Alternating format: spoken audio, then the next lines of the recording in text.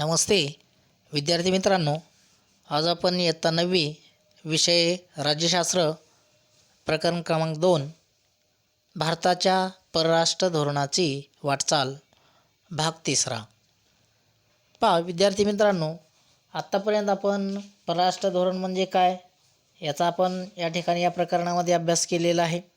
त्याचप्रमाणे राष्ट्रीय हितसंबंध असेल, त्याचप्रमाणे परराष्ट्र धोरण यांचा सहसंबंध आपण या ठिकाणी पाहिलेला आहे। परराष्ट्र धोरण निश्चित करणारे वेगवेगळे अशा प्रकारचे जे घटक आहे की अशाही घटकांमध्ये आपण मग देशाचं भौगोलिक स्थान असेल, राजकीय व्यवस्था असेल, अर्थव्यवस्था असेल, राजकीय नेतृत्व असेल, त्याचप्रमाणे प्रशासकीय घटक असेल की अशा या विविध अशा प्रकारच्या परराष्ट्र धोरण निश्चित करणाऱ्या घटकांचा विचार आपण या ठिकाणी केलेला आहे। पहा, त्यानंतर आपण आपल्या भारताचं परराष्ट्र धोरण कशा प्रकारचं आहे किंवा भारताच्या परराष्ट्र धोरणाची काही जी उद्दिष्ट होती ही उद्दिष्टही आपण या प्रकरणामध्ये इथून पाठीमागे आपण अभ्यासलेले आहे। पहा, त्याचप्रमाणे भारताच्या परराष्ट्र धोरणाचा जो आढावा आहे तो आढावा घेत असताना आपण भारताचे परराष्ट्र धोरण सुरुवातीचा असणारा जो टप्पा आहे की अशा या टप्प्यामध्ये पहिला टप्पा आत्तापर्यंत या ठिकाणी आपण अभ्यासलेला आहे। पहा की अगदी आता आपल्याला या ठिकाणी भारताचं परराष्ट्र धोरण पाहत असताना दुसरा जो टप्पा आहे की अशा या दुसऱ्या टप्प्याचा विचार आपल्याला या ठिकाणी करायचा आहे। पहा की अगदी दुसरा टप्पा जर म्हणलं तर 1991 ते आजपर्यंतचा हा जो असणारा दुसरा टप्पा आहे की अशा या टप्प्यामध्ये आपण भारताचं दुसऱ्या टप्प्यातील परराष्ट्र धोरण हे अधिकच व्यापक बनत गेलं, गतिशील बनल्या गेलं। शीतयुद्धोत्तर काळामध्ये राजकीय त्याचप्रमाणे लष्करी संबंधांनाच खऱ्या अर्थाने त्या ठिकाणी प्राधान्य राहिलेलं नव्हतं। परराष्ट्र धोरणामध्ये अर्थकारण, व्यापार, शिक्षण आणि तंत्रज्ञान अशा या अनेक विविध अशा प्रकारच्या पैलूंचा त्या ठिकाणी समावेश झालेला होता। 1991 नंतर भारताने आर्थिक व्यवस्थेवरील सरकारी नियंत्रण कमी करून मुक्त आर्थिक अशा प्रकारचं जे धोरण होतं की हे धोरण त्या ठिकाणी स्वीकारलेलं होतं आणि त्यामुळं साहजिकच शेजारी देशांबरोबरील व्यापारामध्ये जी काही वाढ होती ही वाढ त्या ठिकाणी झालेली होती। पहा, जो जागतिक व्यापार होता की अशा या जागतिक व्यापारामध्ये आपला भारताचा जो सहभाग आहे की हा सहभागसुद्धा त्या ठिकाणी वाढला गेलेला होता। पहा, आर्थिक जो काही विकास दर आहे की हा विकास दर वाढवण्याचे जे प्रयत्न आहे की हे प्रयत्न खऱ्या अर्थाने दुसऱ्या टप्प्यामध्ये होऊ लागलेले होते। पहा, म्हणजेच थोडक्यात आपल्याला सांगायचं म्हटलं तर 1991 नंतर भारताचं परराष्ट्रीय धोरण हे गतिमान बनलं गेलं होतं। पहा, त्याचप्रमाणे राजकीय त्याचप्रमाणे लष्करी जे संबंध आहे की याबरोबर देशाचं अर्थकारण असेल, व्यापार असेल, शिक्षण असेल, तंत्रज्ञान असेल अशा या गोष्टींचा सुद्धा समावेश हा परराष्ट्र धोरणामध्ये केला गेलेला होता। पहा, त्याचप्रमाणे 1991 नंतर भारतानं मुक्त आर्थिक व्यवस्थेचं जे काही धोरण होतं की हे धोरण त्या ठिकाणी स्वीकारलेलं होतं आणि त्यामुळं आर्थिक व्यवस्थेवरील सरकारचं नियंत्रण हे कमी झालेलं होतं। शेजारील देशांशी भारताचा जो व्यापार होता हा व्यापार त्या ठिकाणी वाढला गेलेला होता। जागतिक व्यापारामध्ये भारताचा असणारा जो सहभाग होता हा सहभाग देखील वाढला होता। देशाच्या आर्थिक विकासाचा दर वाढवण्याचे जे प्रयत्न आहे हे प्रयत्नसुद्धा याच टप्प्यामध्ये खऱ्या अर्थाने सुरू झालेले होते। पहा की हे तुम्हाला शोधता येईल का हे जर आपण पाहिलं तर अगदी आर्थिक विकास दर म्हणजे काय, त्याचप्रमाणे भारत, नेपाळ, भूतान यांच्या आर्थिक विकासाच्या दराचा जो काही तक्ता आहे हा तक्ता आपण या ठिकाणी तयार करायचा आहे। हे अगदी या गोष्टी आपण आपल्या स्वाध्यायामध्ये त्या ठिकाणी पूर्ण करायच्या आहेत।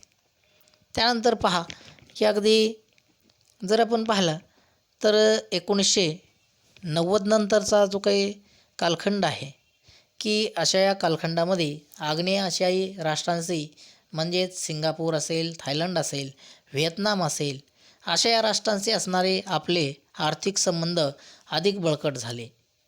इस्रायल, जपान, चीन, युरोपीय संघ यांच्याशी असणारी आपली देवाणघेवाण ही अधिक वाढत गेली। पहा की आंतरराष्ट्रीय त्याचप्रमाणे प्रादेशिक पातळीवरील अनेक आर्थिक संघटनांमध्ये भारताचा हा जो सहभाग आहे की हा सहभाग त्या ठिकाणी वाढला गेला, की जसं G20 आणि ब्रिक्स अशा ज्या संघटना आहे की अशा या संघटनामध्ये सुद्धा आपला सहभाग वाढला. पहा, ब्रिक्स म्हणजे या ठिकाणी आपल्याला पहा ब्रिक्सचं बोधचिन्ह या ठिकाणी दाखवलेलं आहे की ब्रिक्स या संघटनेमध्ये ब्राझील आहे, रशिया आहे, इंडिया आहे, चायना आहे, साऊथ आफ्रिका आहे. म्हणजे अशा या राष्ट्रांचा समावेश या संघटनेमध्ये झालेला आहे. आणि अशा या राष्ट्रांच्या पहिल्या अक्षरावरून ब्रिक्स ही जी काही संघटना आहे की ही संघटना आपल्याला त्या ठिकाणी दाखवण्याचा प्रयत्न केलेला आहे. पहा की जसं आपण म्हणलं की आर्थिक विकास दर आपण जर पाहिला तो आर्थिक विकास दर नेमकं काय आहे, म्हणजे आर्थिक विकास दर नेमकं कशाला म्हणायचं आहे की उत्पादन आणि सेवा यावर जनतेकडून त्याचप्रमाणे शासनाकडून होणारा जो खर्च असतो तो खर्च, राष्ट्राची होणारी गुंतवणूक आणि राष्ट्राची होणारी निर्यात त्याचप्रमाणे आयात यामधील जी तफावत आहे की या तफावतीवरून राष्ट्राचा आर्थिक विकास वा घट ही आपल्याला त्या ठिकाणी कळण्यास मदत होते. की मागील वर्षीच्या तुलनेमध्ये त्याची टक्केवारी काढली जाते, त्यालाच आपण आर्थिक विकास दर असं म्हणलं जातं, की ज्याला आपण इंग्रजीमध्ये GDP असं म्हटलं जातं, ग्रॉस डोमेस्टिक प्रोडक्ट. आर्थिक विकासाच्या दरावरून राष्ट्राची असणारी जी आर्थिक स्थिती आहे ती स्थिती कशी आहे ते आपल्याला समजलं जातं. लोकांच्या राहणीमानाचा जो दर्जा आहे हा दर्जा नेमका कशा प्रकारचा आहे याचीही समज आपल्याला त्यामुळे येते. की देशाचा विकास एकांगी आहे की बहुआयामी आहे हे आपल्याला समजण्यास त्या ठिकाणी मदत होत असते. मग शेती असेल, सेवा क्षेत्र असेल, औद्योगिकरण, म्हणजे अशा या क्षेत्रामध्ये राष्ट्राचा विकास झाला की राष्ट्र पिछाडीवर गेलं हे सुद्धा आपल्याला त्या ठिकाणी समजण्यास मदत होते. कोणत्या क्षेत्रामध्ये प्रगती करणं आवश्यक आहे याची शासनाला खऱ्या अर्थाने माहिती होत असते. आणि अशा या आर्थिक विकासाच्या दरामुळे शासनाला राष्ट्राचं भविष्यातील जे धोरण आहे हे धोरण ठरवत असताना जी दिशा आहे ती दिशा प्रामुख्याने आपल्याला मिळत असते. पहा, आणि त्यामुळं आर्थिक विकास दर हा अतिशय महत्त्वाचा अशा प्रकारचा असतो. पहा की जर आपण पाहिला तर अमेरिकेबरोबरचं आपलं जे काही संबंध आहे की हे संबंध अधिकाधिक दृढ होत गेलेले आहेत. परस्परावरील जो विश्वास आहे हा विश्वासही त्या ठिकाणी वाढलेला आहे. आंतरराष्ट्रीय समूहामध्ये भारताचं एक जे स्थान आहे ते स्थानही त्या ठिकाणी आज रोजी उंचावलं गेलेलं आहे. भारताचे आण्विक धोरण भारताच्या परराष्ट्र धोरणाचा एक महत्त्वाचा अशा प्रकारचा भाग बनला गेलेला आहे. अणुशक्तीचा अर्थ आणि तिचे जे उपयोग आहे हे उपयोग यांचा जो अभ्यास आहे हा अभ्यास तुम्ही इतिहास, भूगोल किंवा रसायनशास्त्र या विषयामध्ये केलेला असेल. अणुशक्तीचं महत्त्व लक्षात घेऊन भारताने स्वातंत्र्यानंतर लगेच अणुऊर्जा कार्यक्रमाचा जो पाया आहे तो पाया त्या ठिकाणी घातलेला आहे. त्यासाठी अणुऊर्जा विभाग आणि अणुऊर्जा आयोग हाही या ठिकाणी स्थापन केलेला आहे. अणुऊर्जा आयोगाचे पहिले अध्यक्ष जर आपण पाहिलं तर ते डॉक्टर होमी भाभा हे त्या ठिकाणी होते. की अगदी त्यांनी ऊर्जेची निर्मिती हा त्यामागील एक मुख्य अशा प्रकारचा जो उद्देश आहे हा उद्देश जरी असला तरीसुद्धा लष्करी क्षमता निर्माण करणं हेही त्याचं एक उद्दिष्ट हे त्या ठिकाणी पाहिलेलं होतं. आणि त्यानुसार 1974 साली भारताने पोखरण या ठिकाणी अणुचाचणी केली. 1998 साली जर आपण पाहिलं तर दुसरी जी अणुचाचणी आहे ही अणुचाचणी त्या ठिकाणी भारताने केली आणि अण्वस्त्र हे जे काही विविध अशा प्रकारचे अण्वस्त्र आहे त्या अण्वस्त्रांची निर्मिती केलेली होती. पहा, अण्वस्त्र वाहून नेणारी जी क्षेपणास्त्रे आहे ही क्षेपणास्त्रेसुद्धा आज रोजी भारताने तयार केली असून त्यासाठी वायुदल असेल, नौदल सक्षम करण्यामध्ये भारताने त्या ठिकाणी या अणुऊर्जेचा उपयोग केलेला आहे. पहा, अगदी त्यानंतर जर आपण पाहिलं तर अगदी या ठिकाणी आपल्याला म्हटलं की हे करून पहा की भारत आणि अमेरिका या दोन्ही देशामध्ये अनेक बाबतीमध्ये जर आपण पाहिलं तर सारखेपणा हा आपल्याला दिसून येतो. की जसं दोन्ही देशामध्ये लोकशाही आहे आणि असं जे साधर्म्य आहे हे साधर्म्य आणखी कोणत्या बाबतीमध्ये आहे हे आपल्याला त्या ठिकाणी शोधायचं आहे आणि अगदी तेही आपल्याला वहीमध्ये लिहायचं आहे. पहा, यानंतर पहा की आपल्याला या ठिकाणी म्हणलं आहे की हे तुम्हाला माहिती आहे का, की आज जर आपण पाहिलं तर असे हे अणुऊर्जेतून निर्माण होणार जे अण्वस्त्र असतात ही अत्यंत विनाशकारी अशा स्वरूपाची असतात आणि म्हणून त्यांचा कधीही वापर होणार नाही यासाठी सातत्यानं प्रयत्न करणं हे आवश्यक असतं. अण्वस्त्रांचा प्रसार रोखण्यासाठी प्रामुख्याने जे 2 करार आहे की हे 2 करार करण्यात आलेले आहेत की पहिला करार म्हणजे अण्वस्त्र प्रसारबंदी करार की ज्याला NPT असं म्हटलं जातं आणि दुसरा म्हणजे सर्वंकष अणुचाचणी बंदी करार की ज्याला CTBT असं म्हटलं जातं. आणि मग अशा या दोन्ही करारातील अटी जर आपण पाहिल्या तर त्या केवळ बड्या देशांच्याच फायद्याच्या असल्याने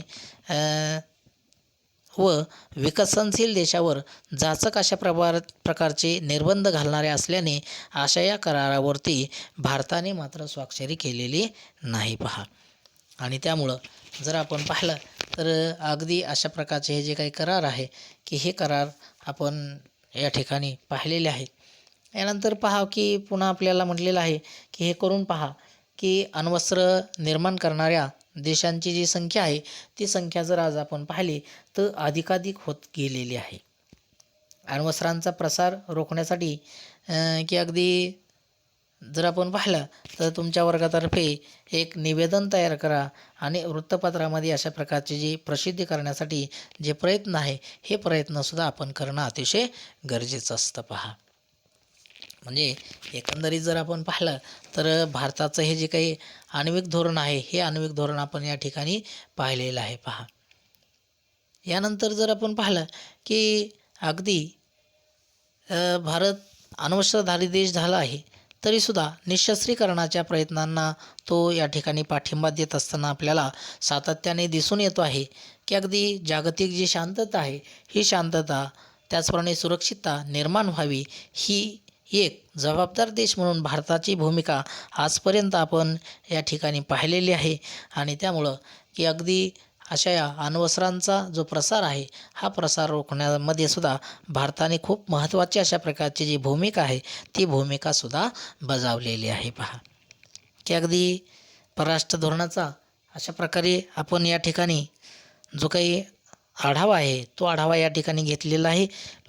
पुढील प्रकरणामध्ये आपण भारताचं जे सुरक्षा व्यवस्था आहे की अशा या सुरक्षा व्यवस्थेचा आपण अभ्यास करणार आहोत. की विद्यार्थी मित्रांनो की पाठाच्या खाली दिलेला जो स्वाध्याय आहे हा स्वाध्याय आपण पूर्णपणे या ठिकाणी आपल्या वहीमध्ये व्यवस्थितपणे त्या ठिकाणी लिहून काढायचं आहे. धन्यवाद.